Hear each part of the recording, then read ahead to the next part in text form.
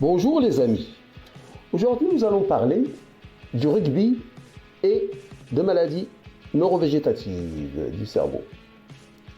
Une nouvelle étude portant sur l'impact des commotions cérébrales sur un groupe d'anciens joueurs internationaux écossais du rugby a révélé qu'ils étaient 15 fois plus susceptibles de développer une maladie dégénérative du cerveau que la population générale.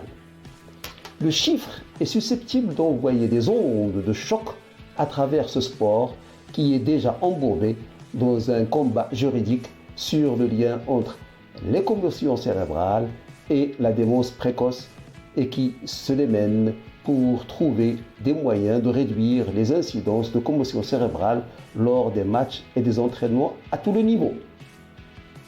Dans les conclusions publiées mardi 4 octobre 2022, dans le Journal of Neurology, Neurochirurgy and Psychiatry, les chercheurs ont constaté que les groupes de joueurs présentaient un risque de maladie neurovégétative environ 2,5 fois plus élevé que prévu, mais que la position du joueur n'avait aucune incidence sur le risque. Dirigé par Willie Stewart, consultant en neuropathologie et professeur honoraire de l'Université de Glasgow, l'équipe de recherche Field a comparé l'état de santé de 412 anciens joueurs de rugby internationaux écossais et de plus de 1200 personnes de la population générale. Ces derniers travaux démontrent que le risque de maladie neurodégénérative n'est pas réservé aux anciens footballeurs, mais concerne également les anciens rugbymen, déclare Stewart au journaliste. Il apporte un éclairage supplémentaire sur l'association entre le sport de contact et le risque de maladie neurovégétative. Les données sur les risques de la maladie motoneurone, MND, qui est encore plus élevé que celui des anciens footballeurs, sont particulièrement préoccupantes. Cette découverte nécessite une attention immédiate de la part des chercheurs afin d'explorer l'association spécifique entre le rugby et la maladie dévastatrice qu'est la MND.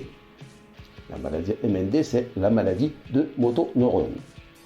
Au cours des dernières années, le rugby a modifié la loi sur les plaquages et s'est orienté vers une réduction des entraînements de contact afin de minimiser les impacts sur la tête, mais M. Stewart a appelé à une action plus importante et plus rapide. Le rugby doit y réfléchir. Vous ne pouvez pas continuer à faire subir aux jeunes hommes et aux jeunes femmes ce qu'ils ont subi. Maintenant, nous savons que même à l'époque amateur, il y a ce risque de maladie cérébrale dégénérative. Ce qui est clair, c'est que cette recherche doit être étendue à des populations beaucoup plus importantes, ce qui nécessitera une collaboration étroite entre les chercheurs et les organes représentatifs de rugby dans plusieurs pays. Ce sujet doit être beaucoup plus étudié. Les chercheurs doivent contrôler beaucoup plus de cas d'anciens joueurs de rugby afin de donner des résultats plus précis. Cela est important pour l'avenir de nombreux joueurs du rugby dans le monde. Voilà ce que je voulais vous dire aujourd'hui. Si vous avez aimé cette vidéo, vous pouvez liker comme vous pouvez vous abonner en cliquant sur la clochette pour ne rater aucune autre vidéo. Flash Actu Santé vous remercie de votre attention et vous donne rendez-vous demain. Au revoir.